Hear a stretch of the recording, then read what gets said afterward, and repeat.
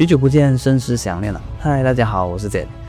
这一次做了一支自制的木光白配色的 MGX 强袭自由。其实从万代发布开始，我就说要做了，不过最近很多事情要忙也顺利结婚啦，婚后又去旅游啦，各种各样的事情耽误了很久。今年呢，先立个 flag， 要多做点作品，然后要参加一下展会，最重要的是要保持更新啦。我们说回正题MGX 强袭自由虽然市场价700-800，但是塑料毕竟还是塑料，偷胶该填的坑还是得填的。这里我用到了 GP 粉加瞬间胶，用无爽的方法来填一下各桌的空隙。无爽对比直接用瞬间胶的好处呢，是气泡相对来讲会少很多，而且打磨的手感很好。填好之后，再用宽刃推刀推2个凹槽，增加一点细节。哪怕是万代电镀件的色泽也不是很均匀。为了要做雷射偏光蓝的效果呢，我把电镀全洗掉了，看上去像香草味跟柠檬味还有巧克力味的零件。脚踝装起来骨架有一个小块偷胶，给它怼上。大翅膀的骨架细节很多这里我给需要分色的地方加深一下落差，用到的是 0.075 的刻线刀。裙甲也分一下，难度不高主要是重复工作比较繁琐。处理好后等待喷涂，因为当时 KO 是还没有出的，我这里只能用原透明件来翻模。翻模前先打磨干净核膜线，剪下流道作为翻模的流道，每根差不多长就可以了。用溜缝胶粘上零件，作为滴胶的窗。我粘了2个，一个进一个出，这样的话气泡跟注料不全的概率就会小一些了。接着就把流道粘到胶板上，粘好之后再用胶板做一个简单的容器，用于倒那个翻模的硅胶。灌好后静置个2天，等待完全硬化。由于是我第一次做翻模硅胶有的地方混合的也不是很好，有一个失败的案例，滴胶里面有气泡。后来我给注料孔掏大了一点，用更细的牙签一点一点慢慢给 AB 胶滴满模具，这样翻车的概率就会小很多了。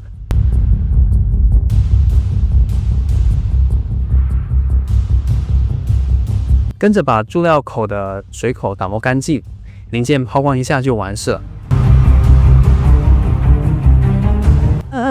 简单说一下喷涂的环节，所有的骨架零件都是底漆黑、金属色、偏光色这一个顺序喷涂的，只是通过金属色跟偏光色组合的不同来区分亮暗，直接按原骨架的明度来就可以了。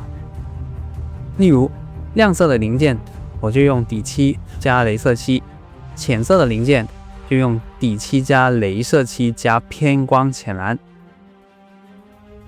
深色的零件呢则是底漆加合金钛加偏光蓝，这样出来的效果色差还是有的，但是光线很复杂的时候呢就没那么明显了。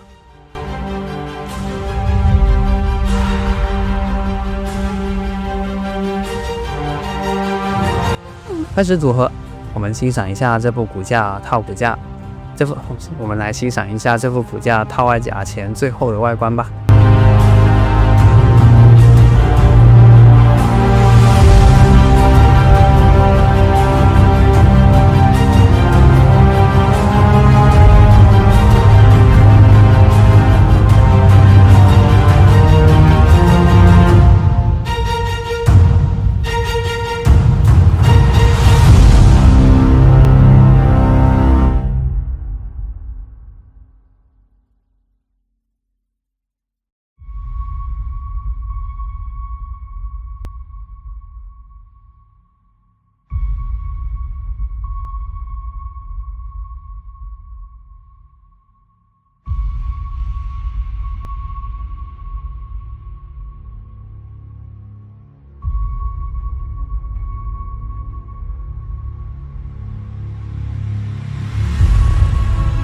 接下来再给外甲需要分色的部分加深一下落差刻线，同样用到的是 0.075 的刻线刀。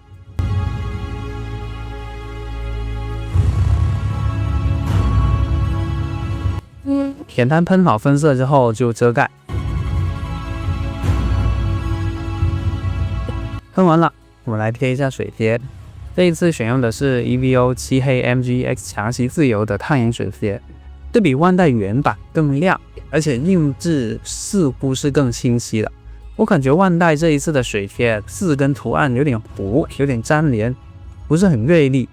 颜色由于除了冷白跟幽灵白之外，其他都是自己调的，没有很具体的色号，所以我就不具体说明了。但是简单的分色还是有做到的。水贴贴好了，最后来上一下保护漆吧。冷白外甲我直接喷了珠光月白，轻轻扫了一层，有一点点 MB 的质感，顺带把烫银的水铁的反光也柔和掉一点点。其他的深色外甲呢，则使用自调的70%消光，类似一个肤感的感觉，很细腻呢，又不会掩盖掉太多的光泽。撕开遮盖，所有的外甲都准备完毕了，我们开始装外甲吧。这颗头啊，是真的很正，不用怎么修改，有条件的话锐化一下天线就足够了。身躯的线条很美型，宽肩细腰，通过胸跟腰的分色呢，可以更突出腰线。说到分色，像这一次这种小分色呢，只有组合上才能感觉到分色之间的差异。喷的时候真的很怀疑颜色到底会不会太接近，区分不开了。但是偏偏就是这种很低调的分色才会更有高级感。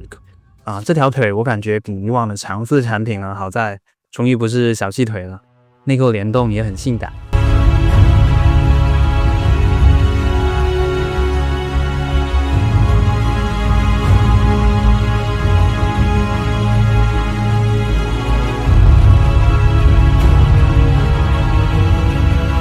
翅膀也很有立体感，总体来说就是很有力气，肌肉感很强，很有力量的感觉，用到强字上面也毫不违和。